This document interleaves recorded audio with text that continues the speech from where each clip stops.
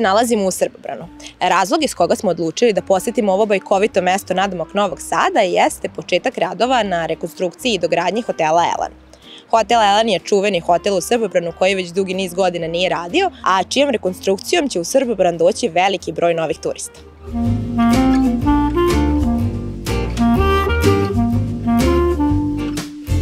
Pre svega želim da kažem da je ovo od velikog značaja za sve građane na teritoriji naše opštine iz prostog razloga što danas zapravo započinjemo jednu novu priču za Hotel Elan sa radovima koji su danas počeli sa bušenjem termalnog izvora.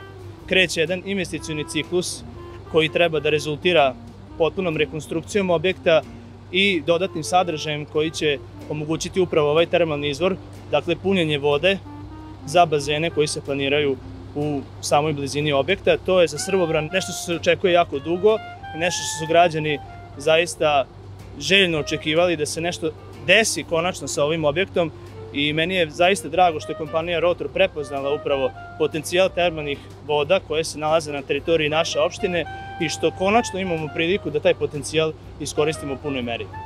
A ovo je etapni projekat koji će se rešavati u više delova. Ovaj prvi ciklus je koštao 80 miliona dinara. Teško je dati tačne cifre koliko će koštati ceo kompleks. Mi očekujemo da ova voda ne samo što će imati temperaturu preko 60 i nešto stepeni, nego ova voda će vrlo izvesno sadržati lekovita svojstva.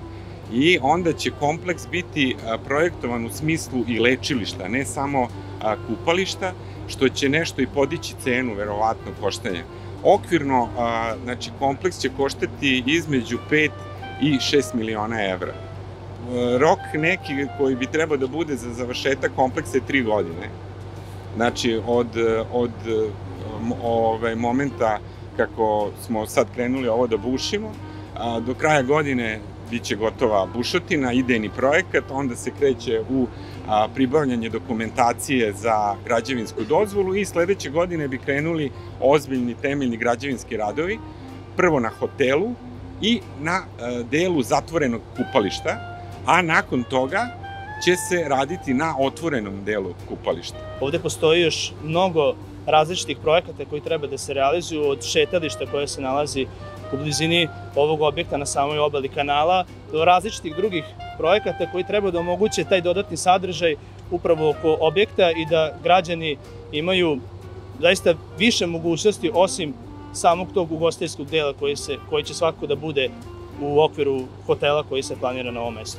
Mi očekujemo od ovog projekta da krene u punoj meri taj potencijal, zapravo kroz ovaj projekat, da krene u punoj meri potencijal za razvoj turizma u našoj opštini. Nama fali ugostiteljskih objekata, fali nam smeštajnih kapaciteta i upravo će hotel da omogući da taj problem prevaziđemo, ali isto tako da od ove jedne zgrade koja se nalazi na ovako lepom mestu napravimo jedan biser, jedan privredni i turistički potencijal koji će opština svakako imati u narednom periodu.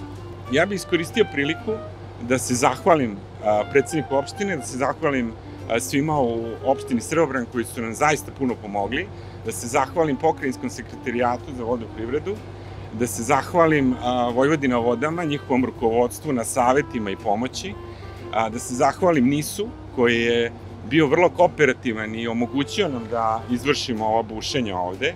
Vrlo je kompleksan posao, uopšte nije jednostavno i nadamo se da sav taj trud i sva ta ulaganja će za par godina Srbobran staviti na mapu veoma ozbiljnih banjskih centara Srbije.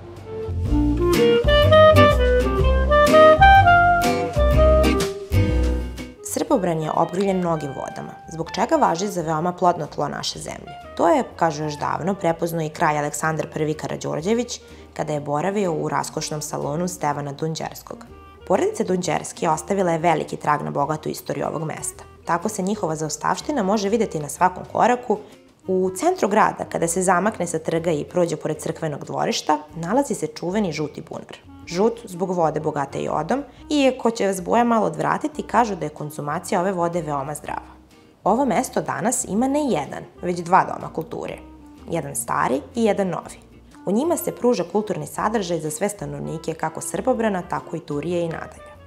Kao i većina multikulturalnih mesta, Srbobran ima dve crkve. Pravoslavnu crkvu Bogojavljanja Gospodnjeg i rimokatoličku crkvu Uzvišenja Svetog križa. Velikim Bačkim kanalom, zaostavštinom Marije Terezije, može se stići do Turije, mesta poznatog po najboljoj kobasici. Ukoliko dođete do Turije, morate posetiti Salaš Tatić, poznat po domaćinskoj atmosferi i vrsnoj kuhinji. Plovidbom između Srbobrana i Turije smešten je Park prirode Beljanska bara, dom mnogim retkim biljkama i životinjama. Čini se da se sa nabrajanjem srbobranskih lepota nikada ne bismo zaustavili, zato je možda najbolje da dođete i proverite sami.